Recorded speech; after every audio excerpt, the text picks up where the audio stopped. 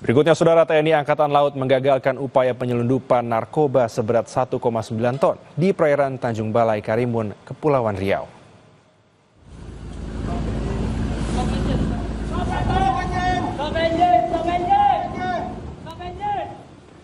Narkoba seberat 1,9 ton ini disita dari kapal berbendera Thailand pada Rabu kemarin. 1,9 ton narkoba ini terdiri dari 1,2 ton kokain dan 705 kg sabu.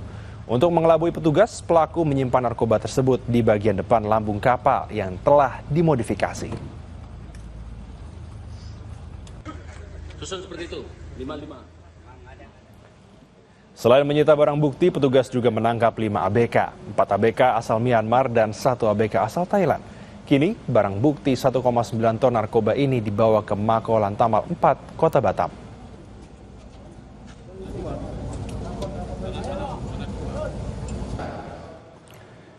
Sorotan berikutnya, Saudara, buntut dugaan minta jatah proyek senilai 5 triliun rupiah kepada pengusaha, Ketua Kadin Cilegon Muhammad Salim diperiksa polisi. Ada lelang, 5 triliun untuk Kadin, 3 triliun untuk Kadin tanpa ada lelang. Bagi, tidak selesai.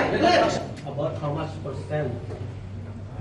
Around 17. Sebelumnya, viral video diduga pejabat Kadin Cilegon meminta proyek senilai 5 triliun rupiah tanpa proses lelang di lokasi pembangunan pabrik Chandra Asri Alkali. Treskrimum Polda Banten, Kombes Dian Setiawan bilang Polda Banten memeriksa 5 orang saksi, salah satunya Ketua Kadin Cilegon dan 4 lainnya dari pihak perusahaan. Polisi juga menjadwalkan pemeriksaan sejumlah orang yang berada di dalam video untuk menyelidiki dugaan pelanggaran pidana dalam kasus ini.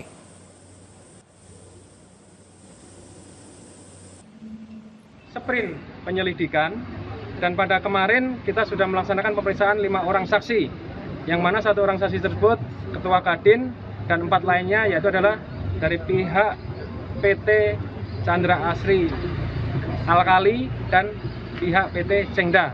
Kemudian untuk hari ini diagendakan melaksanakan pemeriksaan 8 orang saksi lainnya yang berada di dalam unggahan video tersebut.